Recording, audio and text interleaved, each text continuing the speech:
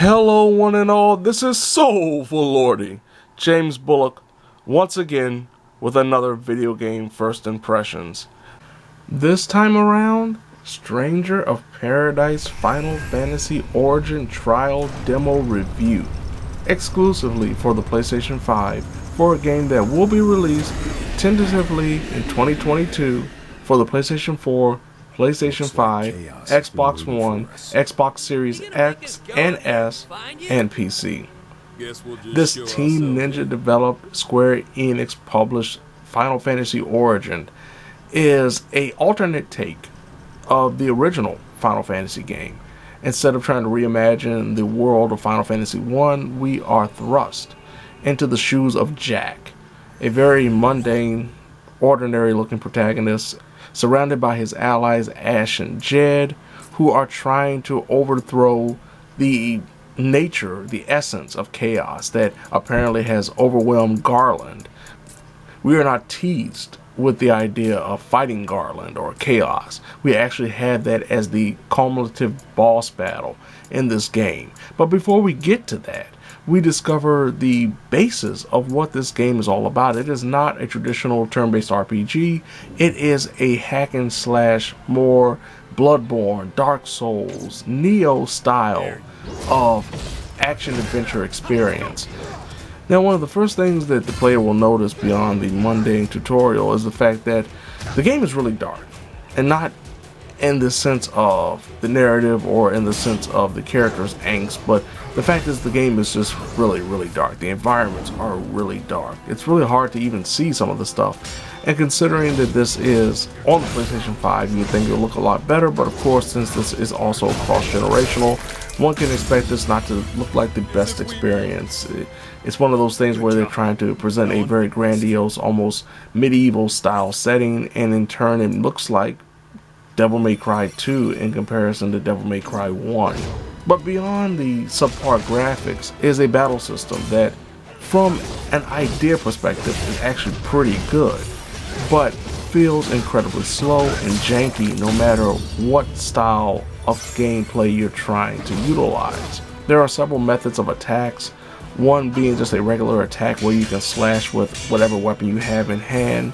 There are also special attacks that utilize magic points or MP that once again should feel like the culmination of a big combo, but considering the fact that it does use up MP, you probably won't utilize that too much because of the fact you don't want to use up all your MP before a big battle when it's necessary. There is also a super attack known as the Lightbringer. Depending on what Lightbringer you equip, you can utilize once per battle. That will allow for you to, say, become a damage beast that unleashes a lot of damage while avoiding the loss of the break gauge.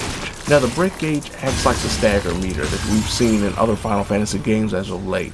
And the more times you get hit, or the more times you hit an enemy, that bar will go down, and once it goes down, it will allow for the character to be put in a prone position for a plethora of attacks, or in the case of an enemy, for a soul burst. Now, the soul burst attack allows for the player to pretty much destroy an enemy in one hit while absorbing the essence of that enemy and regaining MP. But two of the biggest implementation when it comes to the gameplay that is imperative to success when it comes to Stranger thus far is blocking and parrying. Now, you have two blocking options. One is the regular block. You can utilize the guard button to potentially parry attacks if you utilize it at the right time, which is right before you get hit. But the main thing that people want to use, the thing that will pretty much get you through any fight that I've seen thus far, is the Soul Shield. So in the case of yours truly, who mapped his controller to have the Soul Shield be on the circle button. And I will preface this by saying that one of the best things about this game is the fact that you can fully customize the control to your liking. I immediately changed around some of the control layout so it would feel better for me, and it's one of those things that I will definitely commend them for implementing. I put the Soul Shield on the circle button, and with the Soul Shield, if you utilize it properly, which is right before you're about to be struck with something, be it a physical attack, be it a magic attack, it will not only block damage, but also absorb the essence of that attack, thus refilling your MP gauge and if you do it when the MP gauge is actually full, it increases the maximum amount of MP that you will have. The actual guard button feels unnecessary. The only disadvantage when it comes to utilizing the soul shield over the guard button is the fact that your break gauge will go down a lot quicker if you focus on using the soul shield instead of the regular guard button. But the pros and cons in using either or really favors the soul shield in general because of the advantage of getting more MP. And then of course, if you are able to switch classes, if you've gotten to the point that you have the Meg class, then you're allowed to utilize elemental attacks and special attacks that you wouldn't have otherwise. Now, one of the biggest things that is definitely a positive in regards to the game is, as I just mentioned, the class system. There is a class system that's connected to the character, the main character Jack in this regard. You cannot, from what I've seen thus far, change the classes or the equipment layout or anything of the other characters. But for the main character Jack, you can change classes and you can actually equip 2 classes at a time and switch between them with the touch of a button, depending on whatever button you map to your controller. One of the big things about that is the fact that all these classes have job skill trees, and as you level up you get skill points that will increase some overall across the board, something like strength or intelligence, and then for specific job classes you'll have special attacks or moves that you'll be able to attain that really makes focusing on those job classes beneficial if that's the job class you see as the most proactive. But thankfully, both job classes or multiple job classes all get experience points at the same time, but depending on what job class you have equipped, that gets the majority of the experience points at that time. But everything is getting leveled up across the board. And I love the fact that you're able to learn on the fly, switch around whenever you need to, and thanks to the game actually having a pause menu, you're able to change your battle sets, change your equipment, and you will get a lot of equipment. At least thus far, from what I've seen in this game, you do get a lot of equipment that you can switch around and optimize to make your character the best suited for whatever battle scenario you're involved in. I love the job system. I think it's a great idea. But one of the biggest problems recent Final Fantasy games have had happens here as well, and that is the usage of magic attacks. Though this is a single player game, for some reason the game doesn't slow down where you're trying to choose a magic attack, and a somewhat of a weapon wheel that is in magic form appears, and as the wheel goes further clockwise, the magic attack that you're trying to pick becomes more powerful. So instead of having just fire, it becomes fire arrow. But it's easy with the weapon wheel to kind of lose track of where you're at. And then to top it off, if you accidentally hit a button or go over too far, you may pick up the wrong spell, which of course could be very detrimental. This is coupled by the fact that the time does not slow down when you're choosing a magic attack, so enemies are coming at you at the same speed they would if you're just doing physical attacks.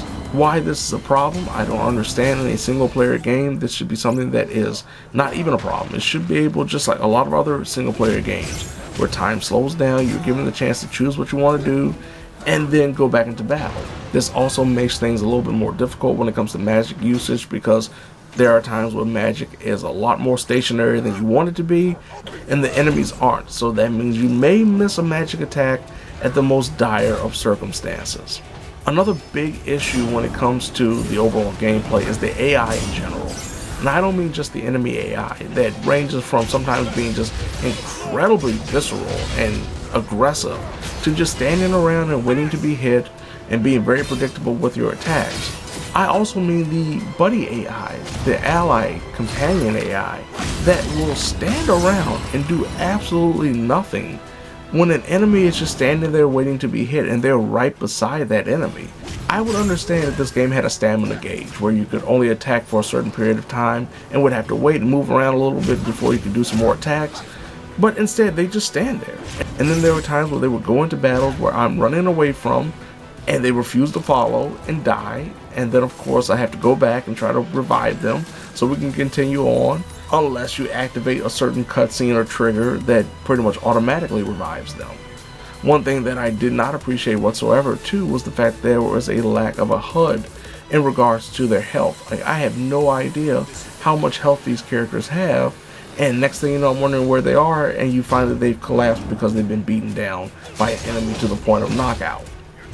From a narrative perspective, we don't get that much into it, so I don't know where the story is really going, and the anticlimactic finish really makes me less excited because I was expecting some kind of grandiose final trailer or something, and instead it's just, hey, thanks for playing. The soundtrack actually is very good in the final battle, but a majority of everything else I heard was mundane and really disappointing.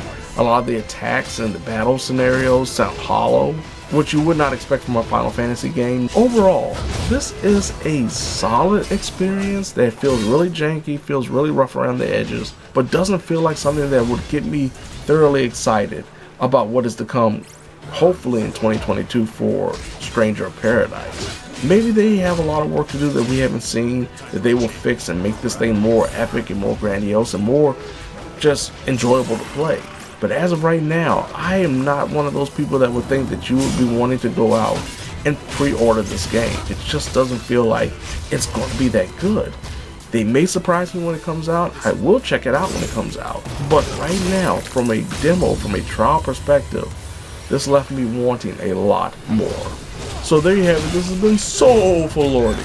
James Bullock, once again, Stranger of Paradise Final Fantasy Origin Trial Demo Review, exclusively for the PlayStation 5, for a game that will be released tentatively in 2022 for the PlayStation 4, PlayStation 5, Xbox One, Xbox Series X and S, and PC.